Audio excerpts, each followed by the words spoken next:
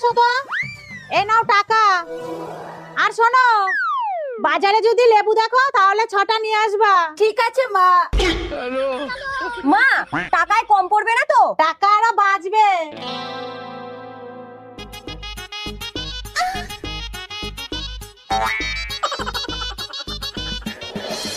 মা, নিয়ে এসেছি দুধের প্যাকেট। কিন্তু এত কম টাকা দিয়েছেন কেন? বাকি টাকা আপনার নামে লিখিয়ে এসেছি। টাকায় কম পড়েছে? কত প্যাকেট দুধ এনেছো? 6 প্যাকেট। 6 প্যাকেট দুধ দিয়ে আমি কি করব? সে আমি কি জানি, আপনিই তো বললেন লেবু দেখলে 6 প্যাকেট আনতে। আমি তো বাজারে লেবু দেখেছি। মা, কি বোকার বোকা। আরে তুই লেবু দেখেছিস না দেখিসনি সেটা মা কি করে বিশ্বাস করবে? একটা লেবুর ছবি তুলে আনতে পারিসনি?